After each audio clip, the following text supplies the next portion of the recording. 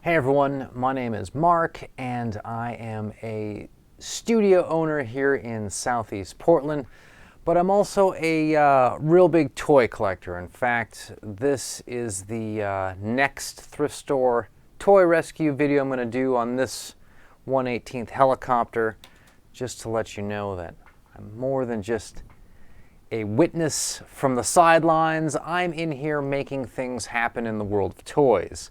Now, I also happen to do videos on HasLab. I do about one video per HasLab project and not much more. The videos I do on HasLab, though, they're not just me picking apart the product and telling you it's too expensive. I usually do something different each video. Like when I did a Galactus video, I talked about how the huge number of people who bought in is going to affect the reselling of that later, as a lot of people bought that toy simply to resell it. When I did a Rancor video, I talked about the consumer pushing back and not accepting every single project that HasLab comes up with. I also coined the term cult of HasLab on that video. My HasLab video on the His Tank and Reva's lightsaber was about how HasLab does dream projects, but they also seem to do other things that are strictly just marketing. That is, that lightsaber was specifically there to market a TV show. So when I did the Ghost Rider video, I talked about how the marketing was weird, that they keep hiding behind this Kickstarter idea when everybody just wants to see what the toys are, and also how they somewhat overpriced it. So in today's video, I'm going to just kind of give my pitch of what I think an Engine of Vengeance car for $350 would look like and what it would get you on this episode of the Action Figuratorium. So stick around.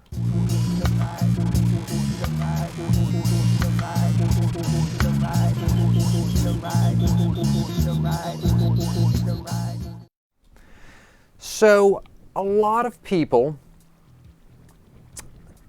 have brought up the fact that this HasLab project is a bit overpriced, this Ghost Rider car. And let's see here if I can find it on the internet. Oh, there it is, Ghost Rider.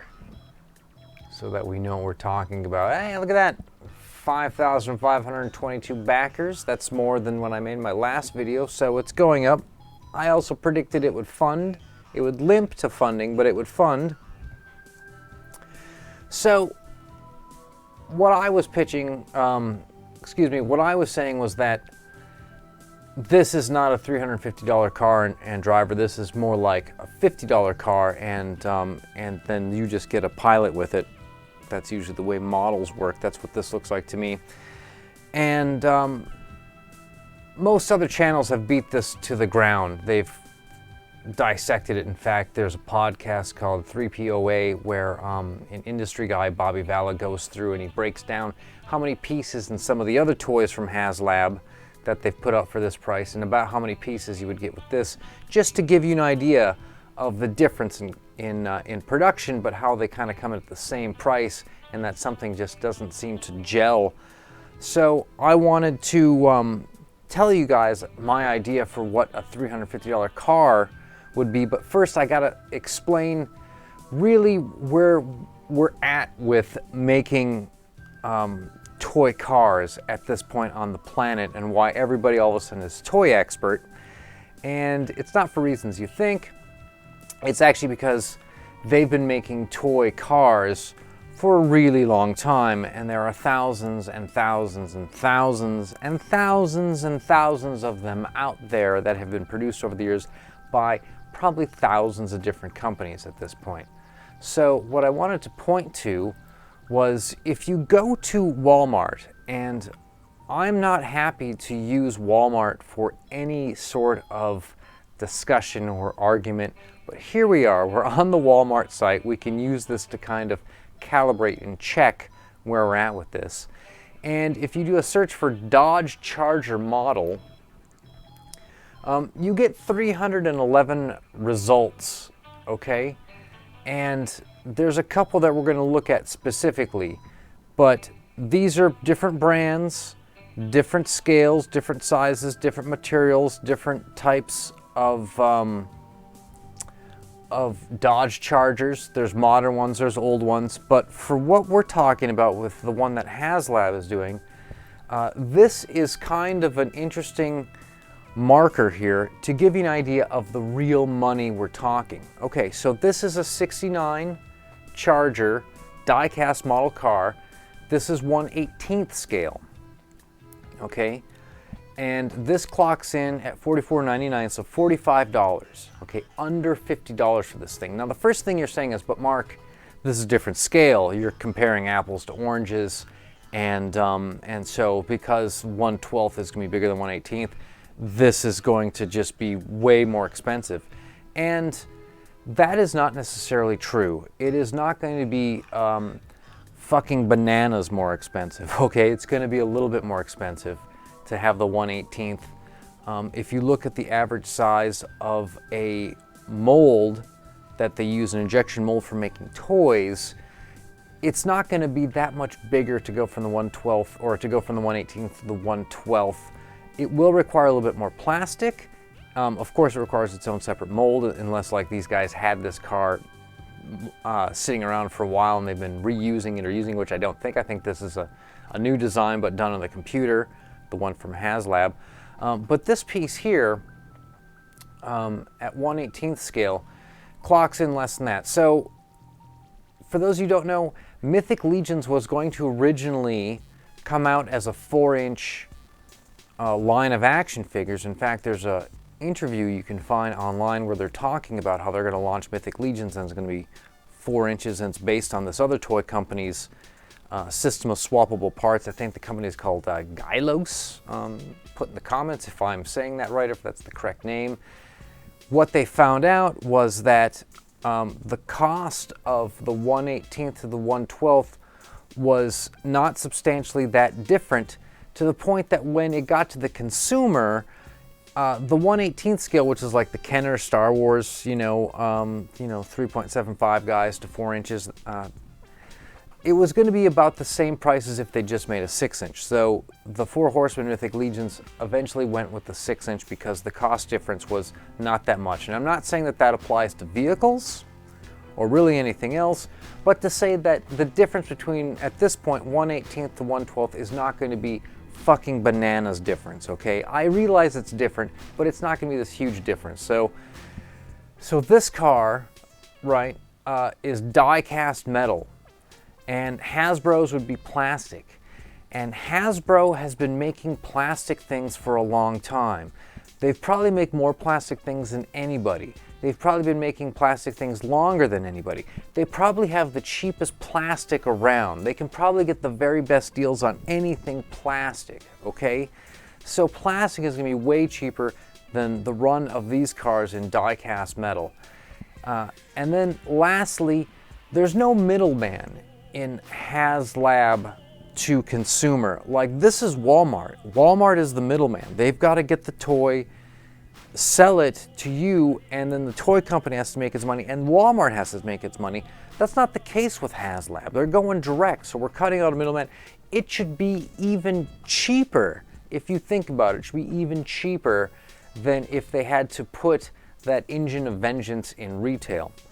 Let's go to one more example, just so that everybody knows that the Engine of Vengeance is 100% absolutely not a $350 car by any means. This is by Jada Toys. Look at this. This is 1/12 scale, okay? So anybody who was being a baby in the last example, the baby is amends right here. Can't cry about it. Same scale. And look at that. It's a Dodge Charger. Oh, and look at this. It's remote control. Now I know you're looking at this and you're saying, that doesn't look anything like the Engine of Vengeance. Yeah, it's kind of cooler, isn't it? So this is $60 and it's remote control. Now, are you telling me that the chassis and the wheels and the engine on this thing and the remote control and the springs and the battery, are you telling me that that costs 97 cents to the consumer and that this charger body on top is $59? Is that the argument I'm hearing? Because if that was true, then the charger should still not be $350, right? Even then, but we all know that that charger body is not $59 and that the rest of it is 97 cents. That's ridiculous and everyone knows it. But until you start seeing these things, you're going to be under the spell of marketing. And marketing is very powerful. They set you up a long time ago to where you're not even looking at the car, you're arguing about the tiers. Get away from the tiers, you're not getting them. They're not coming out, okay? Those bonuses, they're not going to be there. What you're paying for now, you're paying for this car and nothing else. All right, so let's talk about what this Marvel Legends Engine of Vengeance should really be. Okay, it should be, for $350, it should be a remote controlled car. Next, the thing that controls it should be an app on your phone, and we're going to go into why we're going to use the phone in a minute. It's pretty genius. That way we also don't have to sell, make, give out, control-y doolies. That raises the cost. That's more plastic, even though it's Hasbro cheap plastic. Still more plastic. We're going to put it on the phone, okay? And the flames are not just something you add. The flames would have to be a built-in effect, okay? They would have to live inside the fenders of the car. You would activate them and they would pop out so that this thing can drive around with flames coming out of the wheels, okay? Inside each of the flames and each of the wheels and the little scoop there, right, would be 3 LEDs, 3 colored LEDs, like a yellow, a red, and an orange. And they would have a series of different patterns that you could do. You could make them flicker, you could make them go back and forth, they could chase the sound, more on that in a second. And this would allow you to drive this thing around, and while you're driving it, you could pop the flames out and you could make them, okay. It's also going to have sound effects, right? And how many sound effects doesn't matter, 150, whatever. It's going to have screeching tires, it's going to have revving, it's going to have, car engine sound, it's going to have cackling laughter, it's going to have all sorts of stuff. It would be cool if it did something like if you hit a button and it popped the trunk and there was a sound effect for that, but that's, at that point, that's getting a little like, whoa, that's over-designing. That's over-designing. That might be a Mark II or something like that. Okay, then here's the genius thing. Now, there's a toy I reviewed that I got at a thrift store. It's a little remote control robot. On the remote control is a microphone. On the robot is a speaker. What you can do with it is you can drive the robot over to your friends and you can talk into it and it will shout at them. Now, the robot also has a microphone on it and there's a speaker on the remote control and they can talk back. It's actually a little walkie-talkie that you could drive around. With this thing, you're going to use the microphone on your phone. It's going to be able so that you can talk into it and it will come out of the car. Now, here's the way this is going to work though. You're going to have 3 different voice effects that come out. So there's like a scary delay. There's one with like maybe like kind of a flange sound, which they sort of put on Darth Vader in the first movie. And then there's probably like a pitch shifted one to take you down an octave, to make you sound demonic, okay? So you're gonna be able to drive this thing around, pop the flames, have them flicker, talk into this thing, do a cackling laughter sound effect, talk into it, and your voice comes out in some weird demonic thing out of the car.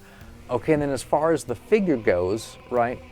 People don't realize about model kits. Anytime they give you a model kit, they always give you a little tiny figure to put in. Either sit in the car, or sits in the plane cockpit, or he like sits out of the tank, just like from the waist up.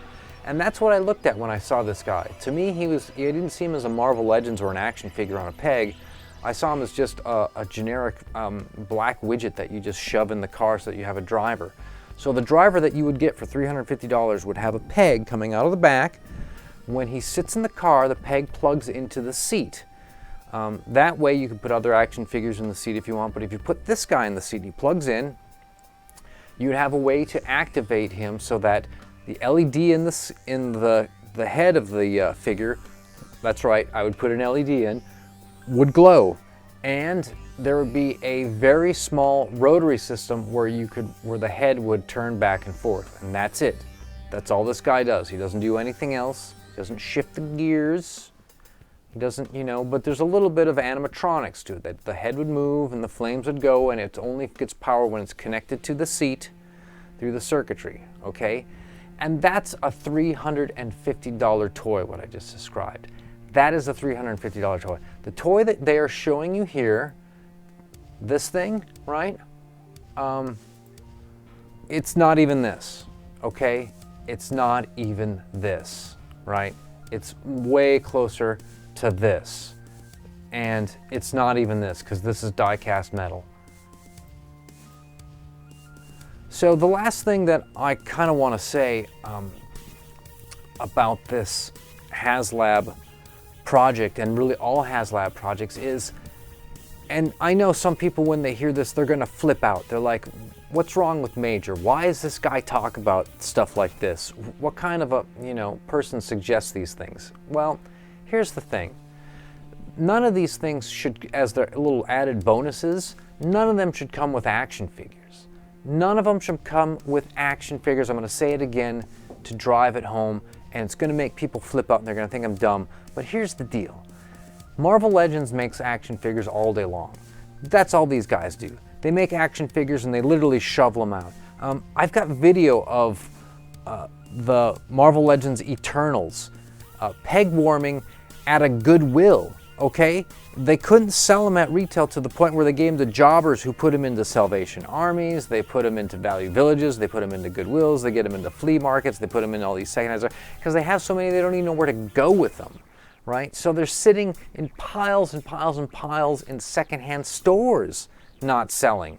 The second time around this stuff is, so if you're telling me that like this Marvel Legends guy is worth any money at all, you're completely nutso. They have got piles and piles and piles of this stuff that just doesn't sell. They could have given you, for $350, they could have given you the car and 15 Marvel Legends Eternals action figures new on the car. They have that many available, right? In fact, they should have just taken the Marvel Legends and just used them as the Eternals, and just use them as packing material, so that when you got your Sentinel and you opened it, there was like, it was stuffed with Marvel Legends stuff that you just like clawed your way and threw in the trash afterwards to get at the toy that you wanted, right? So they need to stop giving you action figures with these, and they need to start including things very, very specific to the toy itself. Now with the Sentinel, they gave you those extra heads. That's a great idea, okay? The little weird tentacle thing, I don't know what that is, but that's a great idea too. The guy that comes with it, that's a stupid idea. They need to give you more stuff like that. With the Galactus, there was one YouTuber who suggested it should come with like a throne, and it could just be one of those cheap plastic, like, kids' beach pails, like that kind of stuff that, that you pick up at like, drugstores and things like that, cheap plastic buckets and shovels. He thought it should be like one of those, a throne made out of that he could sit in. I thought that it would be great if it had 4 separate little pieces that clicked together and made like a round, circle action figure base, a giant one for the Galactus that would have other pegs that you could put other people on, right? But with the Galactus, I thought that they shouldn't give you these heralds, these extra action figures, that instead what they should do is they should make that its own separate Marvel Legends wave of toys that goes out, and you can buy them at Target and Walmart and I guess Toys R Us is defunct, but stores like that. Like the wave should go to retail, and they should use the Galactus to push that wave. That is, everybody who bought the Galactus now has to go out and has to go to retail and buy all that wave to get Nova, to get Silver Surfer. I don't remember who the other guy was because I don't really care. Just buy all that stuff in a separate wave. Use Galactus to drive sales. Use it as a marketing thing. Don't use it to actually shoehorn in these extra little sales of stuff like this, because everyone cannot agree on the happiness level of the figures, like with the Rancor, the no Ula, no money thing, whatever that was about. People are just upset, so don't give them any of that. Make them go out and buy that, okay? Make them buy a Gamorrean Guard for the Rancor. Make them buy the Keeper. Say it's coming out in a wave. Yeah, the Rancor wave is coming out, and use that to push sales. And give us something that goes with the Rancor. Give us something that goes with this Ghost Rider car. Anyways, that was kind of a passionate rant, and you know, you could tell that I spent years and years in sales and marketing, and because that's really kind of how I approach this stuff, is like a sales and marketing slant rather than necessarily a toy collector rant. But I think if Hasbro, and again, if they're charging $350 for this car, not only do they clearly not care, they're actually out to harm you. They're actually out to rob you. Like when they say things like moving wheels and real chain on this, they've got nothing and they're robbing you. But I think if HasLab, if fans come first, really cared about these things, these are small changes they would do that would make the product a lot better, and it would actually drive sales of other things within the line. They could now sell a Nova, a Silver Surfer, etc. They could now sell whatever, you know, characters that are supposed to come with the Sentinel. They would sell all these different Ghost Rider characters. They come out with the Mephisto at retail and people are out trying to buy it. They come out with whatever the other guy is, Shadow Beard or Shadow Neck or Neck Beard or Shadow whatever, and people try and buy it, that kind of thing. So with that, we're going to close out. I would tell people to subscribe to the channel, but if you want to subscribe to the channel, you're going to subscribe to the channel. However, what I do want to point people to is that if you're anybody on Twitter, why not stop by and give the Action Figuratorium a follow? If you're doing anything on Instagram, why not stop by and give the Action Figuratorium a follow? Those are platforms that I'm really looking for people to come by and say hi and follow along. So with that, I will bid you guys adieu, and I'll catch you on the next one.